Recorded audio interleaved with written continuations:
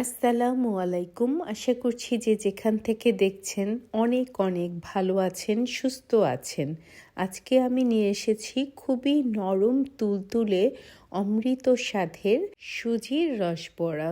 খুব অল্প কিছু উপকরণ দিয়ে খুব সহজভাবেই তৈরি করে ফেলা যায় সুজির এই রসবড়া মিষ্টিটা। চলুন তাহলে এবার শুরু করা যাক। এর জন্য প্রথমেই আমি নিয়ে নিব হাফ টেবিল স্পুন ঘি। আপনারা চাইলে বাটারও ব্যবহার করতে পারেন। একটু মেল্ট হয়ে যাওয়ার পরে আমি দিয়ে দিব হাফ কাপ সুজি। সুজিটা আমি খুব অল্পই ভেজে নেব, 1.5 থেকে 2 মিনিটের মতো। এই সময় জালটা লোতেই থাকবে।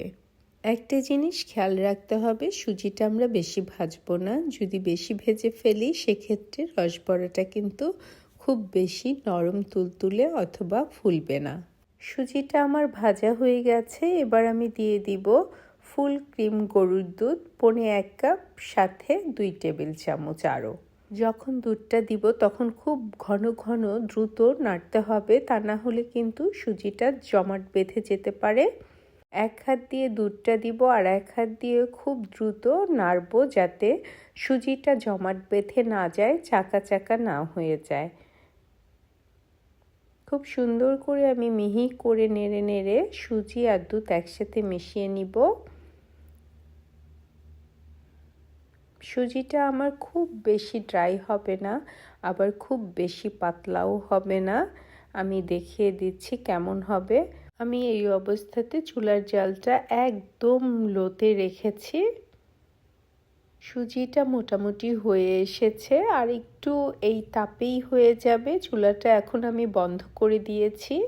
যখন সুজিটা পাতিল থেকে পুরোপুরি উঠে আসবে তখন বুঝতে হবে সুজিটা রেডি হয়ে গেছে। আমার সুজিটা এখন পুরোপুরি রেডি। আমি দেখিয়ে দিলাম, একটা ডোর মতো হয়ে গেল। এবার আমি নামিয়ে নিব। একটু গরম থাকা অবস্থায় আমি এই সুজিতে দিয়ে দিব 3 টেবিল চামচ গুঁড়ো দুধ।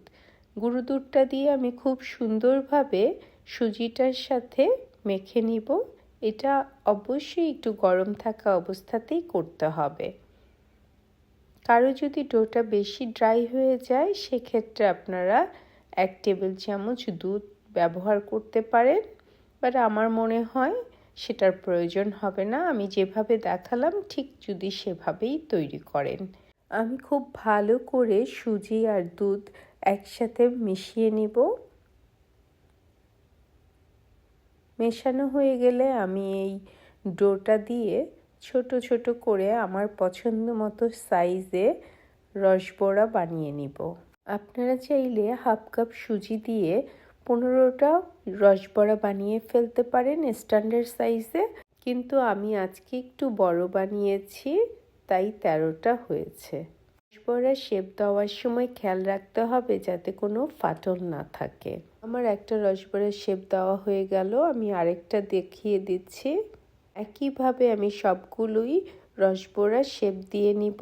আমার সবগুলোই শেপ দেওয়া হয়ে গেছে। এবার দেখিয়ে দিচ্ছি, আমার 13টা হয়েছে। আপনারা চাইলে 15টাও বানাতে পারেন, আবার যদি আরও বেশি বড় করতে চান সেক্ষেত্রে তো 8টা, 9টা, 10টা, যার যেরকম পছন্দ।